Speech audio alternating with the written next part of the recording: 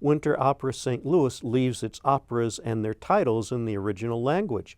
So if you went to the company's most recent production without knowing the work or its language, you might not have realized that La Cenerentola is Rossini's version of the Cinderella story. The composer and librettist, Jacopo Ferretti, produced the least supernatural version of the story I've ever seen. There are no helpful animals, talking or otherwise, and no deadlines for coaches to turn into pumpkins.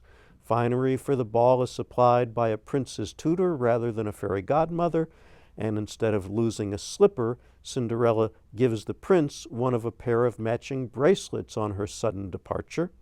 I miss the paranormal elements of the story. It's more of a strain on my credibility without the magic than with, but Rossini's music is always a joy in the opera house. The orchestra played well, and the principals and chorus sang well under the direction of Costas Protopopous and chorus master Nancy Mayo. Kate Tombaugh was Cenerentola, whose real name is Angelina. Isaac Frischman was Prince Ramiro. Joseph Ryan was the prince's servant, Dondini. Nathan Rosica was Alidoro, the tutor. Andrew Potter was Don Magnifico, the stepfather, who replaces the stepmother in this version. Sharon Sullivan as Clorinda and Robin Bradley as Tisbe were the stepsisters.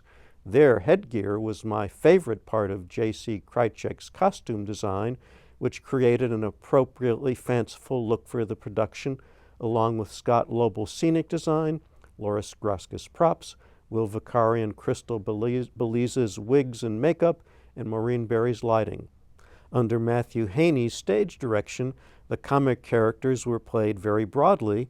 The romantic ones were subdued by comparison. The staging of the ensembles was the one suggestion of a supernatural element at work in the background.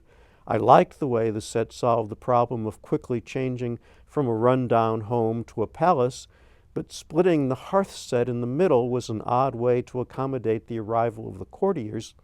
All in all, this Cenerentola was a good production, though not one of winter opera's best. Well, I certainly like Tombaugh's voice as Angelina, and I always enjoy listening to Rossini when I'm in the theater. So let's hear some Rossini. Sure.